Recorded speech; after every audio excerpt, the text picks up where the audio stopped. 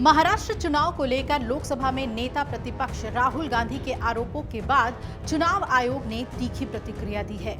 राहुल गांधी के बयान पर सियासत भी जमकर हो रही है। इस रिपोर्ट में हम आपको बताने वाले हैं कि आखिर चुनाव आयोग ने राहुल गांधी के किस बयान पर प्रतिक्रिया दी और चुनाव आयोग ने एक लंबा चौड़ा एक्सप्लेनेशन दिया। राहुल गांधी ने आखिर किन राज्यों के चुनाव के मद्देनजर चुनाव आयोग को ही घेरे में ले लिया और इससे कैसे बीजेपी और कांग्रेस के बीच सियासत गर्मा गई है, इस पर बात करेंगे।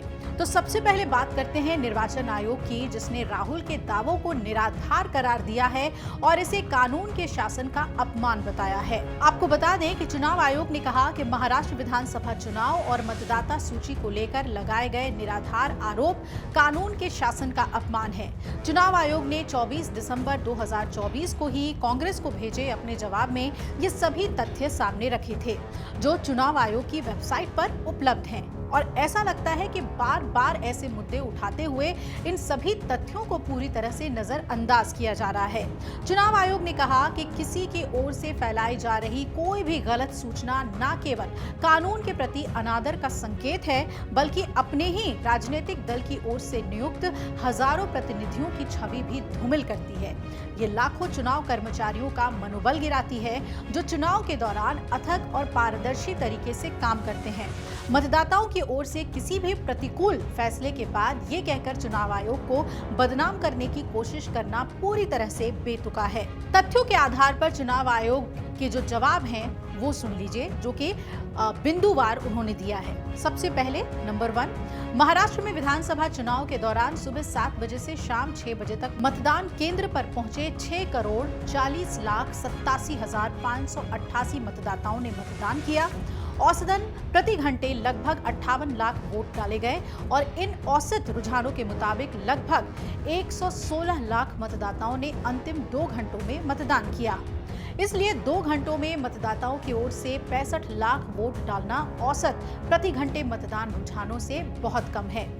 दूसरा बिंदु, प्रत्येक मतदान केंद्र पर उम्मीदवारों या राजनीतिक दलों की ओर से औपचारिक रूप से नियुक्त एजेंटों के सामने मतदान आगे बढ़ा। कांग्रेस के नामित उम्मीदवारों या उनके अधिकृत एजेंटों ने अगले दिन रिटर्निंग ऑफिसर और चुनाव पर्यवेक्षकों के सामने जांच के समय किसी भी तरह के असामान्य मतदान के संबंध में कोई आरोप नहीं लगाया।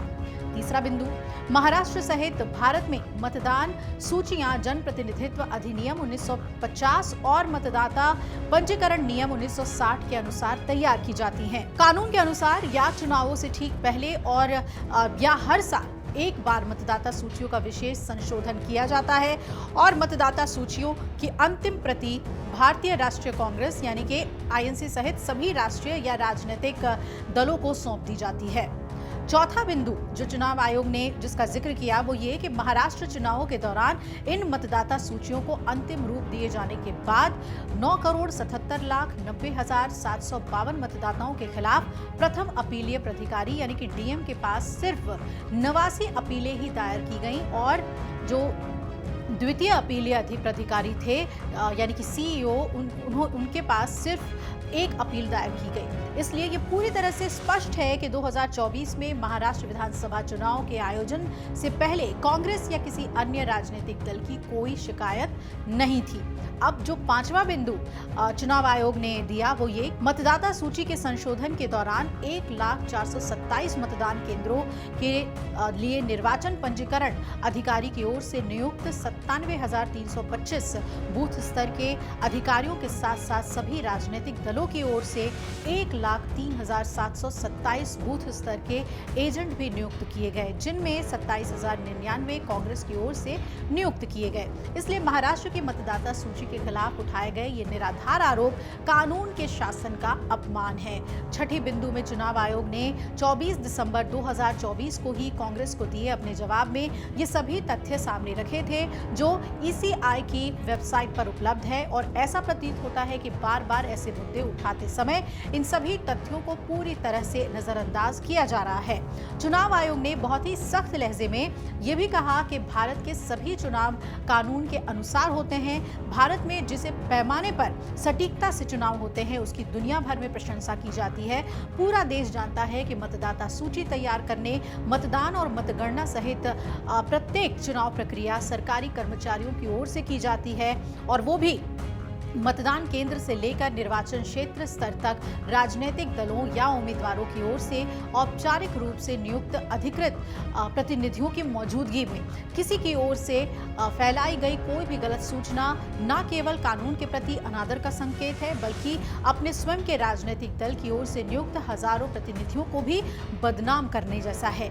ये लाखों चुनाव कर्मचारियों को हतोत्साहित करती है जो चुनाव के दौरान अथक और पारदर्शी तरीके से काम करते हैं, दिन रात लगे रहते हैं। मतदाताओं की ओर से मनमाफिक फैसला ना मिलने के बाद ये कहकर चुनाव आयोग को बदनाम करने की कोशिश करना पूरी तरह से बेतुका है और ये समझौतावादी है। राहुल गांधी ने आखिर ऐसा क्या कहा था जिसके बाद इतने सख्त लहजे में चुनाव आयोग को जवाब देना पड़ा, वो भी जान लीजिए। राहुल गांधी ने एक्स पर पोस्ट में लिखा कि चुनाव कैसे चुराया जाए। 2024 में महाराष्ट्र विधानसभा चुनाव लोकतंत्र में धांधली करने का ब्लूप्रिंट था। मेरा लेख दिखाता है कि ये कैसे हुआ।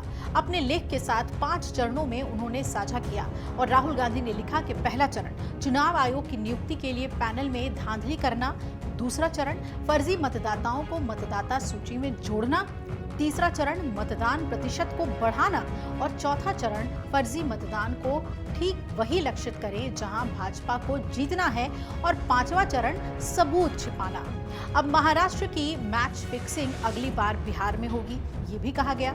राहुल गांधी ने कहा कि ये देखना मुश्किल नहीं है कि भाजपा महाराष्ट्र में इतनी हताश क्यों थी, लेकिन ये धांधली मैच फिक्सिंग की तरह है। जो पक्ष धोखा देता है वो खेल जीत सकता है लेकिन संस्थानों को नुकसान पहुंचाता है, साथ ही परिणाम में जनता का विश्वास नष्ट करता है। सभी चिंतित भारतीयों को सबूत दिखाना चाहिए, खुद फैसला करें, जवाब मांगे, क्योंकि महाराष्ट्र की मैच फिक्सिंग अगली बार बिहार में होगी और फिर वहां जहां भाजपा हार रही होगी वहीं पर होगी। राहुल गांधी का ये जिसे कह सकते हैं विवादित एक बयान, एक विवादित पोस्ट, इस पर जैसे आग लग गई। बीजेपी के नेताओं ने राहुल गांधी को खूब निशाने पर लिया, चाहे वो नड्डा हो या फिर बिहार के नेता, उन्होंने भी काफी कुछ बयान दिया। लेकिन देखना यह है कि इसी ने जो समझाइश दी है कांग्रेस को, उस पर कांग्रेस कितना चलती है और क्या राहुल गांधी इसी तरीके से चुनाव आयोग पर बिहार चुनाव से पहले सवाल उठाते रहेंगे। अगर आप ये वीडियो YouTube पर देख रहे हैं तो हमारे चैनल को सब्सक्राइब कर बेल आइकन दबाएं और Facebook पर देख रहे हैं तो हमारे पेज को लाइक करें।